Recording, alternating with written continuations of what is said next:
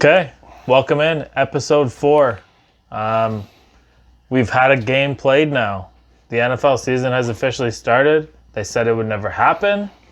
There's too much going on, but we made it. And the number one question on everyone's mind right now is, this morning, do you feel forever young, Chad? We had a hell of a tailgate last night. I did not. Yeah. I felt a little older. I wouldn't even say wiser, just older. Yeah. 7 a.m. came early. Stupider if possible.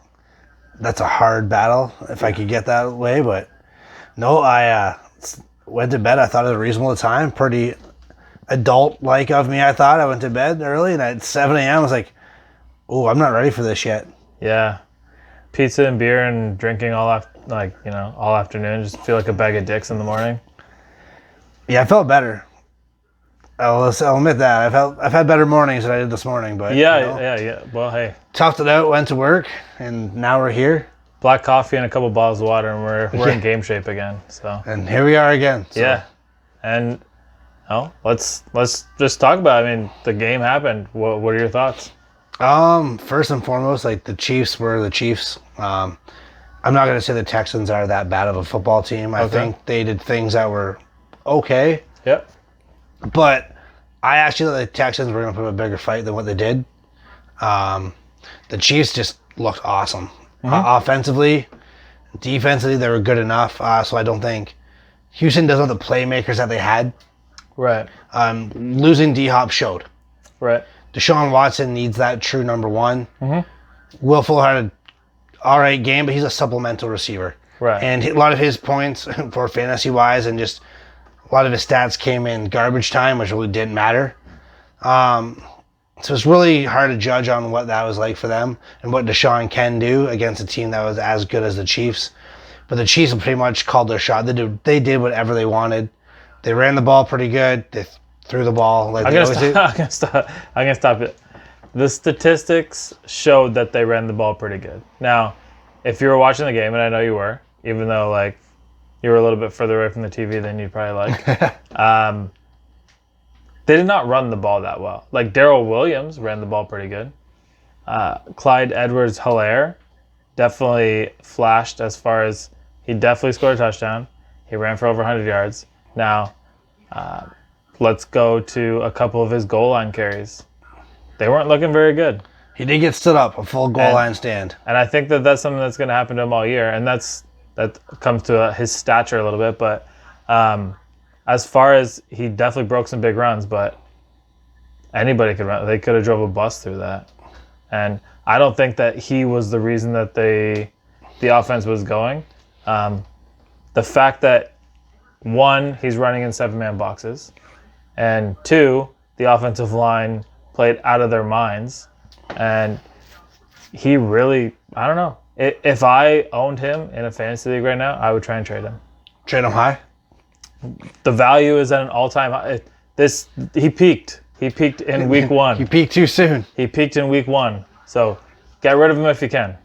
Yeah, no, as far as like the goal line stand, I agree. It kind of, I wouldn't say question his toughness, but you got to go in between the tackles on the goal line, and it just didn't work for him. Right. But Patrick Mahomes is Patrick Mahomes, and he did what he does. Stud. And, like, it's nothing. It's not so much as it is against Edwards-Helaire as it is, like, a boost for the offensive line. I mean, they lost 2 offensive linemen from their starting Super Bowl team last year. And I don't know. They looked even better, honestly.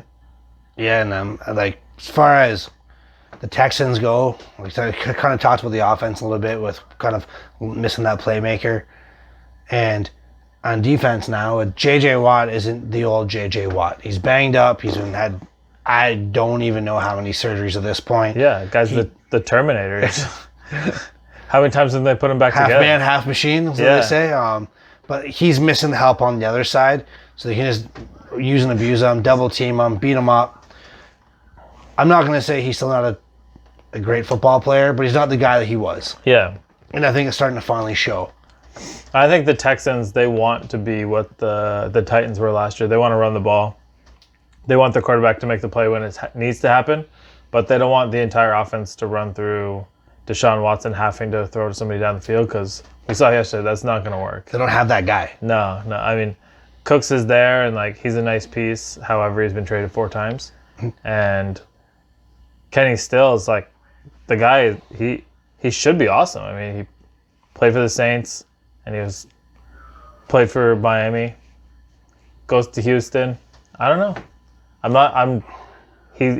He's a lower version of, I guess, what Will Fuller is, and if those are the 3 guys you got to throw the ball to, then they need Cooks to step up and do more. And they definitely need their tight end, who I thought was their best receiver yesterday.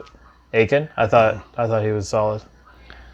Yeah, no, it's a weird kind of opening game. Like I was expecting a lot more from the Texans. Yeah, I mean, like how was it from watching it on TV? Like, did you notice that there was no fans there? Did it feel any different watching it if you weren't thinking about it? No, because like the game's already zoomed in so much. We don't really ever see the fans. Yeah. Unless it's in like, I guess we'll say the camera view from outside the pocket, behind the pocket, when you're looking down the field. It doesn't really change it for us as fans watching the game. The crowd noise, 70 decibels, whatever that means. Yeah. It sounded just like every other game on TV. As far as the players go, like, do they notice it maybe? Is there a real home field advantage? Probably not really anymore. So it's just kind of like whatever the players are up to that day and how they can get ready for the game on their own. As a fan, I don't think it changed anything. Yeah, I mean, it didn't seem to be an issue yesterday because the guys, I mean, they were ready to play. They came out right away and started to play. Houston looked like they were ready to play, and they scored first, but they weren't ready for the shootout, and that's what it came down to. Yeah. And we both nailed it. As far as we picked the over, I think we pushed on the over, and I had the Texans covering the 9.5. That didn't happen. No, it did not happen. No. It was way closer. You can redeem yourself this weekend. Yeah. There's a couple good games that you can go at it there.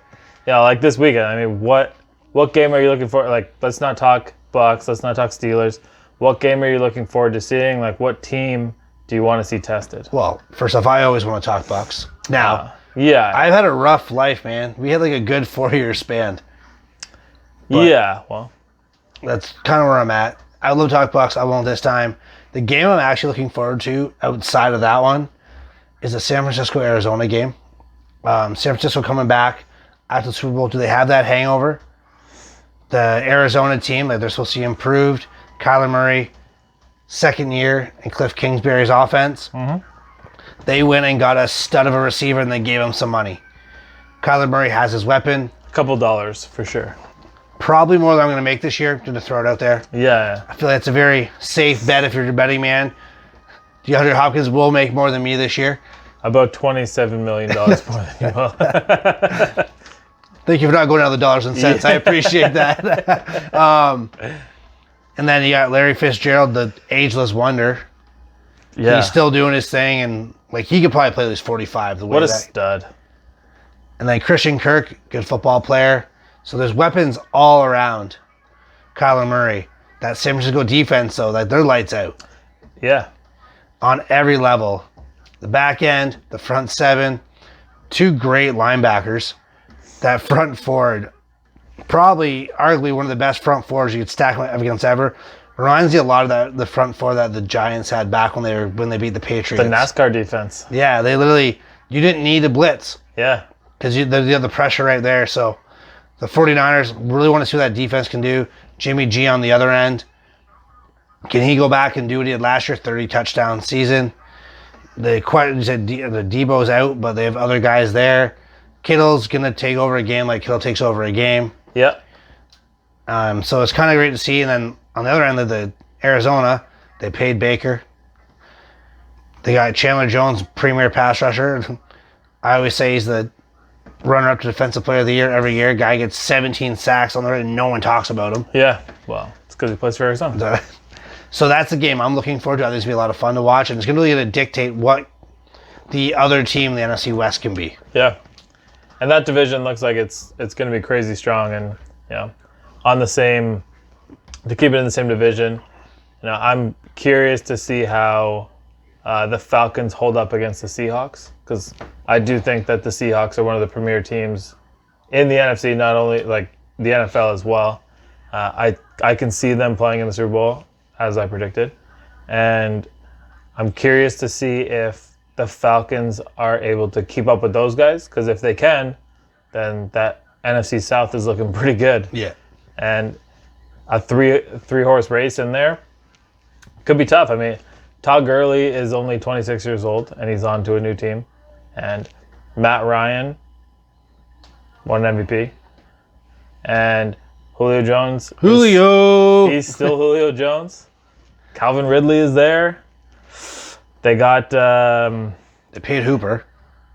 No, Hooper went to... They got Hurst from Baltimore. Yeah, Hooper went to Cleveland. But I mean, I almost as good. Hayden Hurst was a first-round pick, so... I don't think that their offense is going to have any trouble. If their defense can hold up and keep them in games, then I think that they're going to be fine. And it's going to be interesting to see, because they're tested right out of the gate.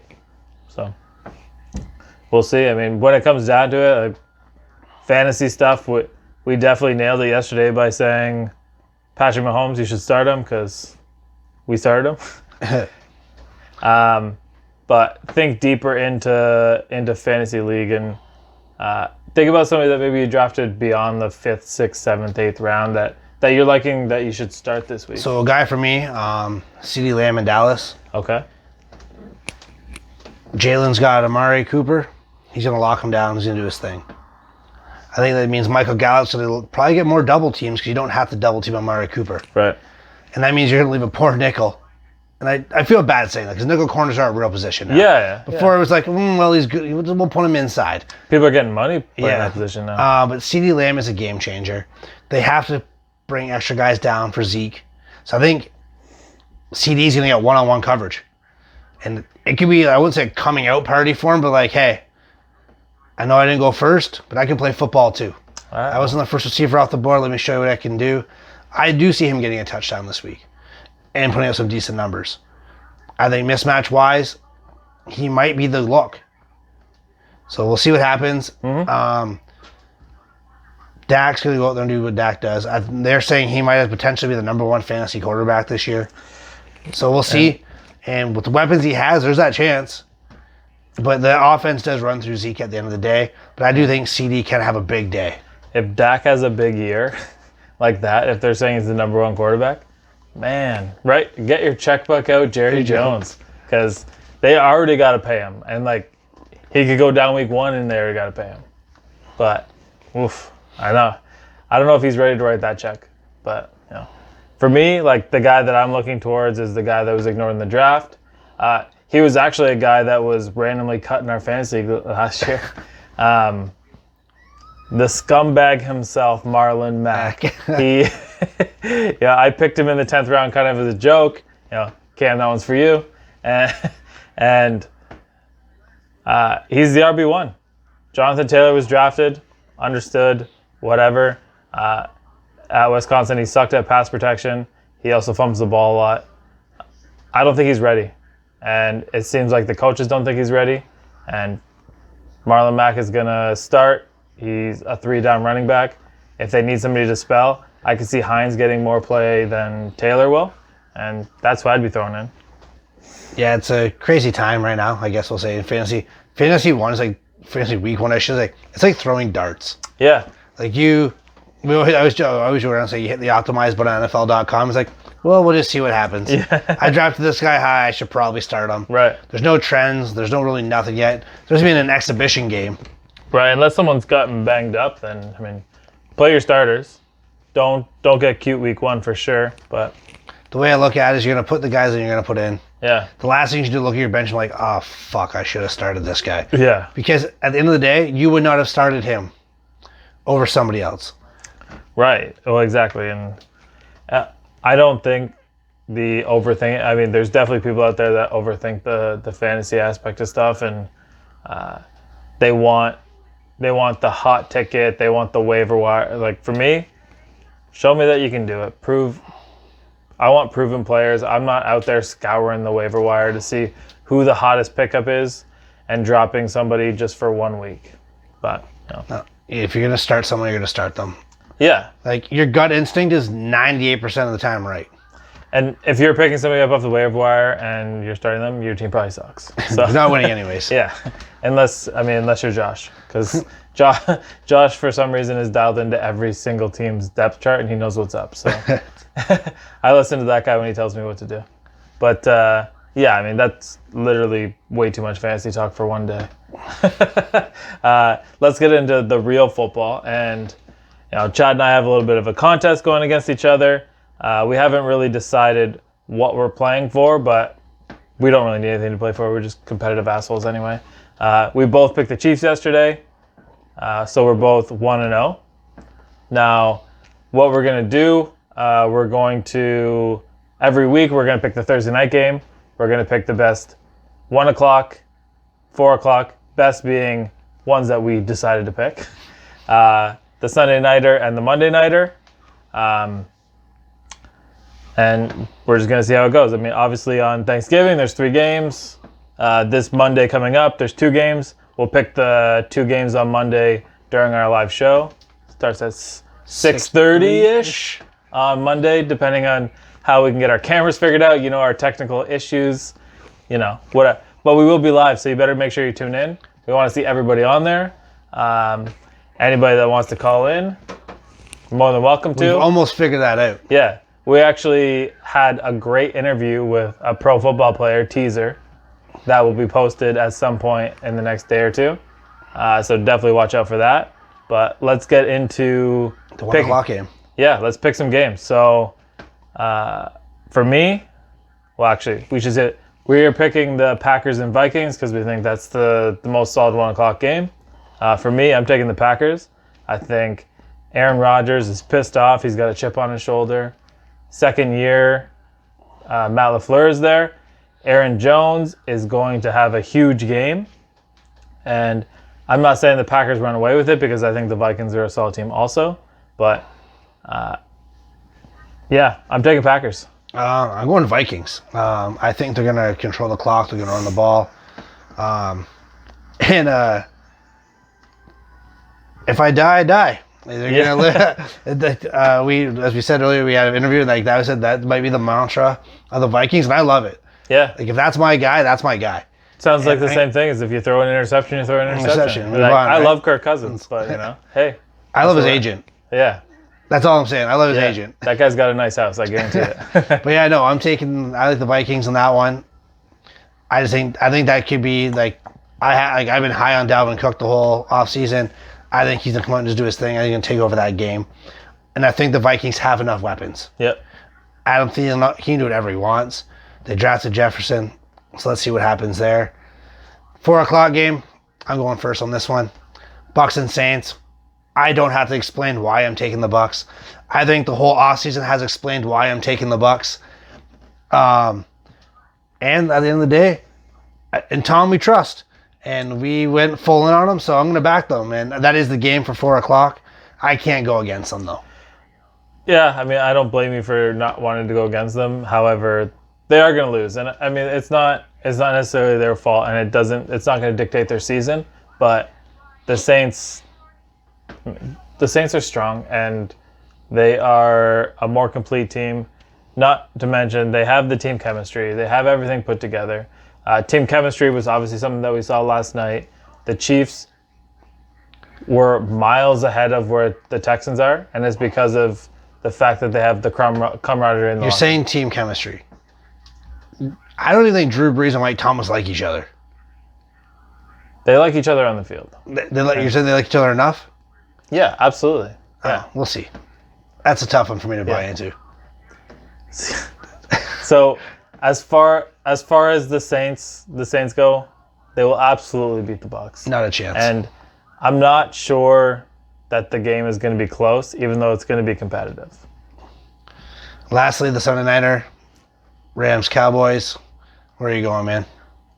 We're opening SoFi Stadium, and I'm going to roll with the Rams. Sean McVay's going to have something figured out.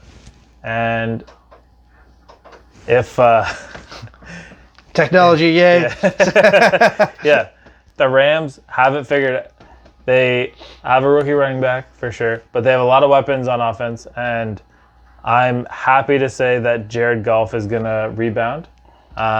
Also, if anybody watched Hard Knocks, you see the way that Aaron Donald works out, and even though he's probably not watching, I'm uncomfortable picking against them, knowing that he might be.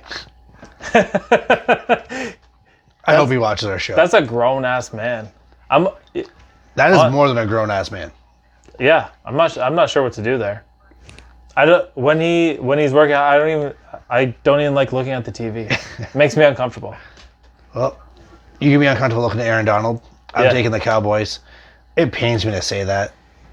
I've never been high on the Cowboys. Yeah. I'm not a Cowboy supporter at all. Like, there's like Patriots fans, and then it's like Cowboys fans. Yeah. There are Maple Leafs fans. Like, there's like the worst people in the world. That's the best way to describe Cowboys fans and those other two teams fans. But they got something rolling down there. And like Jerry spent a lot of money. He's going to have to spend even more. Right. But I think they have everything going right for them. The defense has gotten significantly better. Those linebackers are unreal. The pass rush is great. And on offense, they have weapons everywhere. And that offensive line is lethal. I know Aaron Donald is who Aaron Donald is. So I'm rolling with the Cowboys. Okay, well, I guess the standings are going to look a little different for us at the end of this. For the rest of the games, check our feed. We're going to post all of our picks in there. Another thing that we're going to be doing this year is we're going to be picking our defensive exterminator of the week. Now, we want your help with this. Anybody that wants to get involved, let us know who you see, who you're looking at. What we want is somebody that not necessarily jumps out at the stat sheet, but somebody that is affecting the game plan for the other team. A guy like Aaron Donald does both, but we're going to be looking for somebody new every week. And like I said, your help will be greatly appreciated. Chad and I are going to be watching the games, and we'll be picking that probably every Monday or Tuesday. All right, guys, I want to say thank you for watching. Once again, don't forget to follow us on, I think, every social media platform that there is now that I know of anyways. Yeah. We got Facebook, Twitter, Instagram. We are on YouTube, Spotify. We got it on iTunes now. It's a big deal. Yeah, we are a big deal. Moving on up. Yeah, that's right. So thanks, guys. We appreciate all the support you guys have given us. Big shout out to our producer, Liam, as well. Thank you. And guys, have a good night. Thank you, and cheers.